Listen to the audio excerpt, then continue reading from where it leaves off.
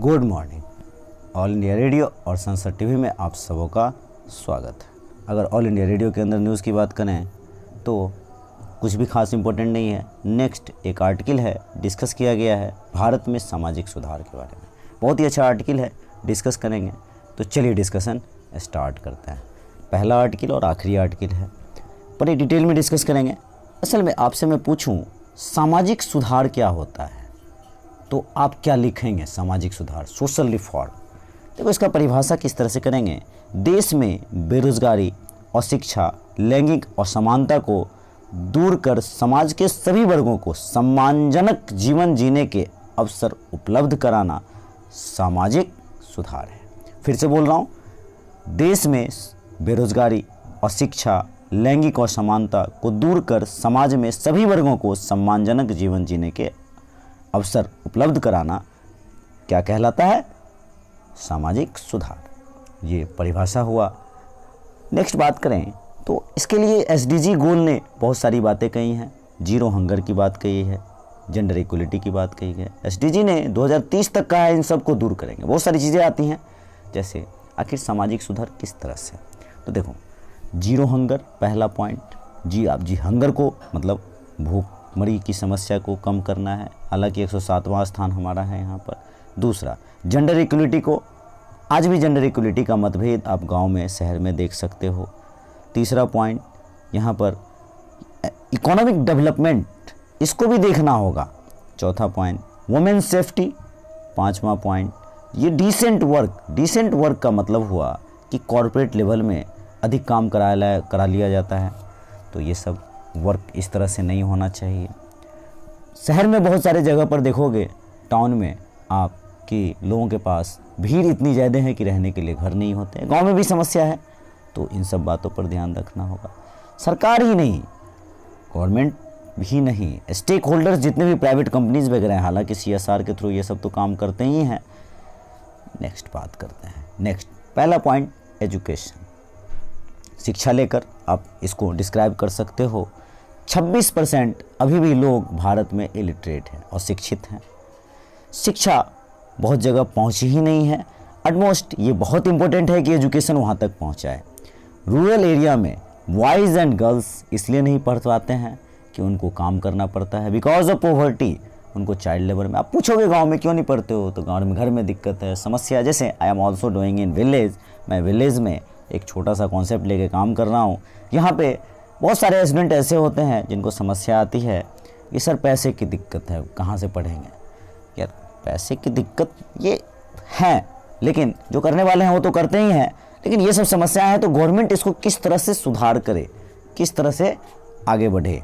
Next, जो women's होती है, लड़कियां, उसका ड्रॉप आउट, या बॉयज़ या गर्ल्स दोनों स्कूल में ड्रॉप आउट बहुत ज़्यादा होता है।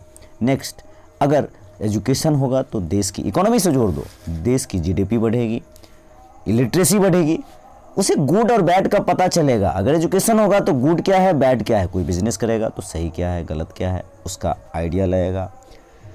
अब आते हैं हेल्थ सेक्टर। हेल्थ सेक्टर में कैसे क्या होना चाहिए, तो हेल्थ सेक्टर की बात की जाए तो ये देखो मल्टी डायमेंशनल अप्रोच है। यहाँ पर साफ़ सफाई, जैसे स्वच्छ अभियान भारत का है, तो वो भी फ़ायदा करता है। नेक्स्ट, और एक दो बात करें तो गवर्नमेंट ने नेशनल एजुकेशन पॉलिसी लाई है 2020। इसमें इससे पहले भी दीक्षा पोर्टल आया, स्वयं पोर्टल आया, इसमें ऑनलाइन कोर्सेज गवर्नमेंट ने अवेलेबल कराया। तो ये सब एजुकेशन के अंदर आप डाल सकते हो। नेशनल एजुकेशन पॉलिसी 2022 लाया, और 2020 में क्या कहा गया कि नए तरह से, जैसे अभी एमपी ने स्टार्ट किया, मातृभाषा में ज्ञान देने की बात कही, तो ये भी इम्पोर्टेंट हो जाता है। नेक्स्ट, वुमेंस को लेकर के यहाँ पर बात किया जाए तो हरियाणा में 21,000 रुपीज़ जमा किया जाता है। इंडिया में सुकन्या समृद्धि योजना है, तो ये मैच्योर होता है आगे जा कर के, बच्चियों के पढ़ाई पे काम आता है।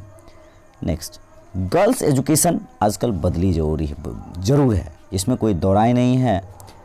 नेक्स्ट बात किया जाए तो थोड़ा सा और बात करते हैं, गवर्नमेंट जो है हेल्थ के अंदर क्या क्या और काम करते हैं। तो गवर्नमेंट ने प्रधानमंत्री मातृत्व वंदना योजना स्टार्ट किया, जिसमें 6,000 रुपये मिलते हैं, लेकिन इसका इम्प्लीमेंटेशन सही से नहीं होता है, बहुत लोगों को पता ही नहीं होता है। दूसरा क्या है, इंफ्रास्ट्रक्चर कुछ बनना चाहिए, ग्राउंड लेवल पे काम नहीं होता। जैसे हेल्थ सेक्टर में जो है सो कोविड-19 के समय, हेल्थ सेक्टर में कोविड-19 के समय क्या हुआ था कि बहुत अच्छा गवर्नमेंट ने प्रोग्राम वगैरह लाया था, लेकिन हुआ क्या, वो भी सही से इम्प्लीमेंटेशन नहीं हुआ। इस प्रॉब्लम्स को हमें राष्ट्रीय नज़रिए से देखना होगा। हमारा जो भारत है वो विविधताओं वाला देश है। जैसे 5,000-6,000 सीट हर साल मेडिकल में कम्पीट करते हैं बच्चे, कम्पीट तो करते हैं, शहर चले जाते हैं, गांव से शहर जाते हैं, लेकिन गांव में वापस आके काम नहीं करना चाहता है। मैं अभी आपको बताऊं, मैंने उल्टा माइग्रेशन किया है, मैं विलेज में काम कर रहा हूं, नहीं करना चाहते हैं। ये बहुत टफ है, I am observing such type things, बहुत टफ है गाँव में काम करना। But if you want really reform then you have to do such type things. देखो हेल्थ सेक्टर में क्या है और समस्याएं, एम्बुलेंस आपको जल्दी नहीं मिलते हैं, प्राइवेट हॉस्पिटल्स जल्दी गांव में आना नहीं चाहते हैं क्योंकि यहाँ पर इनको उतनी इनकम नहीं मिलेगी। नेक्स्ट, क्या महिलाएं आजकल स्वतंत्र हैं? हाँ, स्वतंत्र तो हैं। जो हम लोग जेंडर इक्वलिटी की बात करते हैं, जो स्किल डेवलपमेंट की बात करते हैं, ये सब हो रहा है। बहुत सारी महिलाएं मेरिट पोर्टल की सहायता से, मेरिट होने के कारण पढ़ नहीं पाती हैं। इन सब बातों पर ध्यान देना होगा। अच्छा, ये जो हम बात कर रहे हैं सामाजिक सुधार, ये सब सामाजिक सुधार की बात कर रहे हैं, तो सामाजिक सुधार में राजनीति में किस तरह से महिला पॉलिटिक्स में है? तो पॉलिटिक्स में अभी इस बार पार्लियामेंट में आज़ादी के बाद सबसे ज़्यादा 78 महिला है, लोकसभा के अंदर 78 वुमेंस है। पंचायती राज में 1/3 सीट्स रिजर्व हैं। लेकिन वही, ये सारी बातें तो सही है, लेकिन सरपंच जो होती हैं वो डिसीजन नहीं ले सकती है। प्रधानपति का कॉन्सेप्ट चलता है, जिसके लिए आपने पंचायत वगैरह भी देखा होगा, का सीरियल है। डिसीजन मेकिंग इनके पास नहीं है। हाँ, एक चीज़ और है कि सेल्फ हेल्प ग्रुप की सहायता से वुमेन्स में कुछ जागरूकता बढ़ी है, कुछ अपनी ज़रूरतें की चीज़ें इनकी पूरी हो जाती है।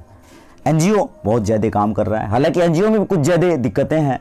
कुछ एनजीओ अपने फर्जी करप्ट पैसे को वाइट करने के लिए वैसा करते हैं, लेकिन सारे एनजीओ ऐसा नहीं है, कुछ एनजीओ वास्तव में काम भी करते हैं। चलो थोड़ा सा ट्राइबल एरियाज़ के बारे में।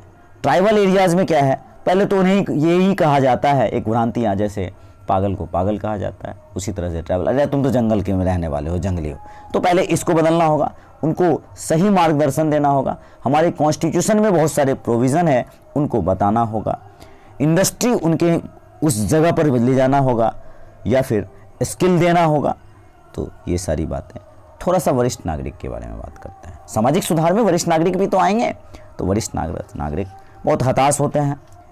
इकोनॉमिक स्टेबल इनको जरूरी होता है, क्योंकि इस उम्र में काम करना उनके लिए बेहद टफ हो जाता है। नेशनल हेल्थ के, हमारा जो मिनिस्ट्री ऑफ हेल्थ है, हालांकि बहुत सारा काम करता है।